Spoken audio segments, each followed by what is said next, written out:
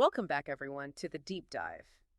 Today, we're embarking on a really profound journey. It's a deep dive into one of the most intense and deeply human passages from an ancient book that's just echoed through the centuries, Job chapter 7.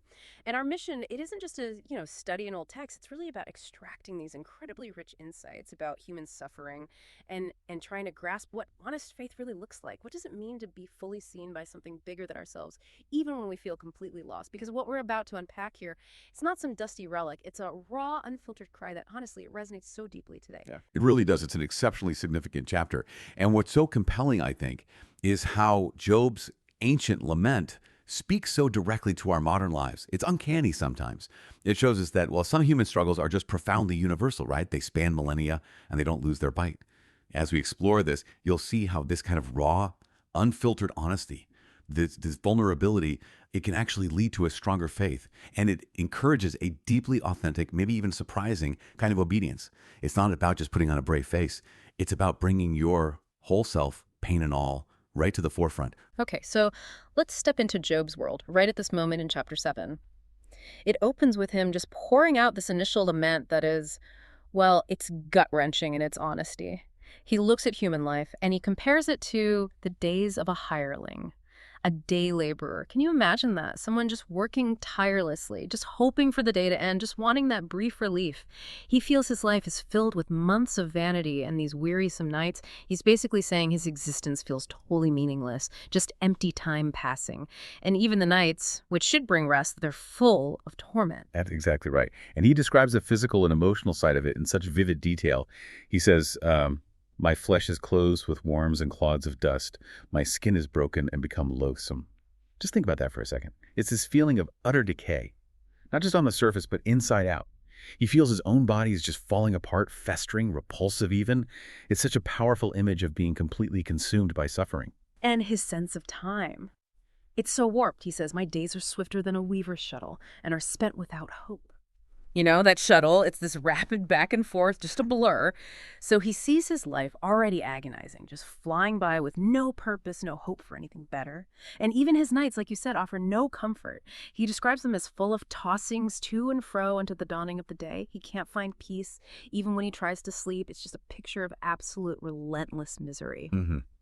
And what's truly profound here, I think, is the first piece of ancient wisdom this points to, which is God welcomes unfiltered honesty. Job doesn't try to clean up his language, right? He doesn't put on some show of piety. He's not saying, oh, thank you, God, for this learning opportunity. No, he's expressing exactly what he feels. And his boldness, it teaches us that God is truly big enough for our rawest emotions, especially when we're suffering deeply. And that realization, that can be a tremendous encouragement to faith. It just strips away that pressure to pretend.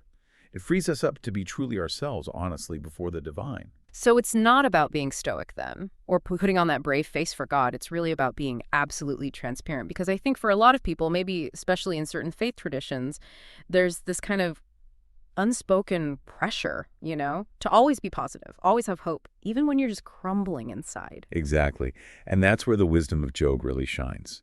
Grief, as Job shows us so starkly, it can absolutely distort our perspective. It can make life feel utterly pointless. We've all maybe felt glimpses of that. But this ancient wisdom, it encourages us to honor that pain, acknowledge it, feel it, without necessarily losing hope. You don't have to choose between genuinely feeling your pain and believing in God's presence. Actually, denying the pain can be really detrimental to your spiritual health. Job reminds us that authentic faith embraces the whole spectrum of human experience, including the really dark parts. And it just it gets more intense from there. Job's despair deepens as he thinks about how short life is and how futile it seems. He said, my life is wind, mine eyes shall no more see good. He's saying his life has no substance, it's just a fleeting breath. And he has zero expectation of anything good ever happening again. He's convinced he'll be soon forgotten, just like a cloud that is consumed and vanisheth away. Poof, he feels completely erased, like he never existed. And this brings us to a really crucial modern application, I think. It really raises an important point for us today. It is absolutely okay to admit you're struggling. I mean, think about it. Like Job, so many people today are battling anxiety, depression, burnout. We live in a world that often pressures us, doesn't it, to present this perfect, happy image, maybe on social media or just in daily life.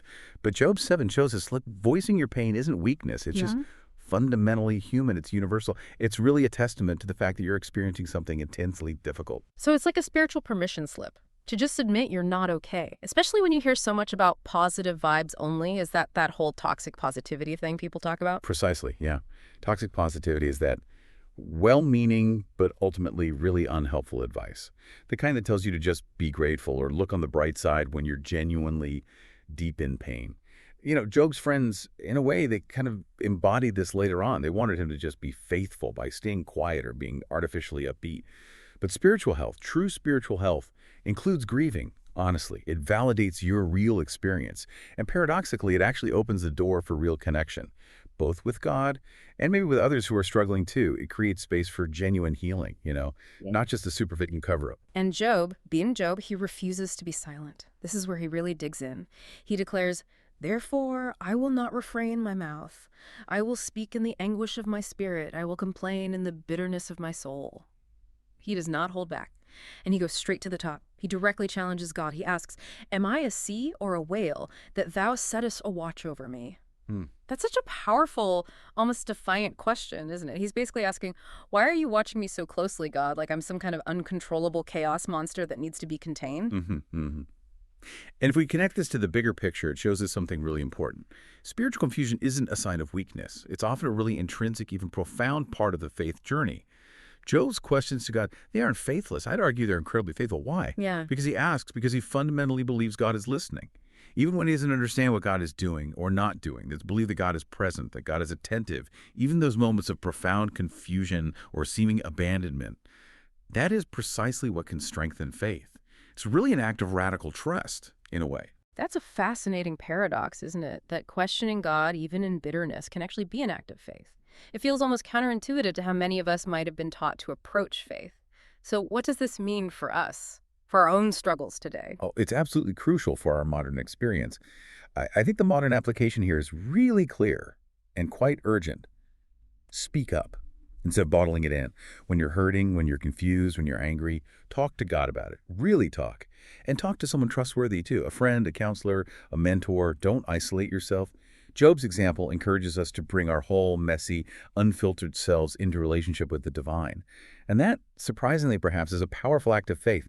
It's a genuine kind of obedience, too, because it honors the truth of your experience and trusts God with it. It's far more authentic, I think, than just a performative, silent suffering. Okay, and here's where it gets really, really deep. Maybe the most pivotal question he asks. It's in Job 7, verses 17 to 21. He looks up, figuratively speaking, and asks, "What is man that thou shouldest magnify him, and that thou shouldest set thine heart upon him, and that thou shouldest visit him every morning and try him every moment?" He's essentially asking, why, God? Why are you so focused on me? Why are you paying such intense attention to this tiny, insignificant human? Why are you constantly checking in, constantly testing me, and why won't you just forgive my transgression and leave me alone? It's a question born of just intense suffering. He's almost bewildered by the sheer amount of divine attention he feels he's getting, but he perceives it all as negative. Right. And what's fascinating here is that suffering, even anguish as profound as Job's, it often invites this much deeper reflection on the meaning of life, death, divine attention. The big questions. And this very question asked right in the middle of Job's agony and paradoxically points to a deeper truth, which is we do matter to God. Even when life feels utterly empty or pointless, it sort of reinforces the idea that God is still present even when he feels impossibly far away or seems completely silent. Job's perception of divine silence didn't mean God had actually abandoned him, and that's key. A lack of clarity on our end isn't the same as an absence of divine care. But that's so hard, isn't it, to trust that God is there and cares when all you feel is silence, or maybe even abandonment. How does someone navigate that profound sense of disconnect and still somehow maintain faith? That's precisely where this concept becomes so vital for strengthening faith. It encourages a different kind of trust, one that persists even when God seems distant or unresponsive. It teaches us that faith isn't the absence of doubt, but it's the persistence of engagement. It's continuing to ask, continuing to cry out, even when we don't get an immediate answer. And this also highlights, I think, a crucial modern application. Mental health matters deeply in spiritual spaces. Job's restless nights, his thoughts of death, his pervasive bitterness, these reflect real emotional and psychological anguish. Today, faith communities, churches, synagogues, mosques, they must recognize and respond to these struggles with real compassion, offering practical support and understanding, not just, spiritual platitudes. So, okay, bringing all this together, what is Job's experience, his raw honesty? What does it mean for us today? in terms of encouraging genuine obedience and strengthening our faith? Well, Job's journey is incredibly liberating, I think. By seeing God's acceptance of such raw, unfiltered lament, it helps build a far deeper, more resilient kind of trust in the divine. This radical honesty is in itself a profound form of obedience. It's not a blind, unquestioning obedience, maybe. It's an obedience to truth, to the reality of our experience. And that becomes a path to a deeper, more authentic relationship with God. So it's not about silent submission, then, to things we can't understand, or just Right. putting on a brief face. It's more about faithfully bringing your whole self, including the pain, the questions, all of it, to God. Exactly. Understanding that God is present and does care, Yeah. even when he feels far away or is silent. That allows your faith to grow, not just in the good times, but actually through the crucible of suffering. True obedience isn't about ignoring your pain or suppressing your questions. It's about faithfully bringing your whole self, your pain, your questions, your bitterness, your doubts to God. It's trusting in his ultimate care, in his wisdom, even when you can't see it clearly. Believing that he is listening and that you do matter to him. That kind of faith, the kind that can wrestle honestly and still persist, that's incredibly resilient. It's almost unbreakable, and it Okay, let's just sort of recap this as we wrap up. We've really seen the incredible power of honest lament in Job chapter 7. It highlights this universal reality of human suffering, and the surprising comfort, maybe the profound comfort, in knowing that God is indeed big enough for our rawest, most unfiltered emotions. Job's story really is like a profound shortcut to understanding that transparency with God isn't just allowed, it's actually a vital, liberating path to a deeper, more robust faith. And that's the enduring relevance, isn't it, of Job's struggle. His willingness to question, to express bitterness and confusion, it ultimately didn't diminish his faith. Instead, it underscored his deep-seated belief that God was listening, that he was profoundly present even in that perceived silence. It's such a powerful lesson that faith isn't the absence of doubt.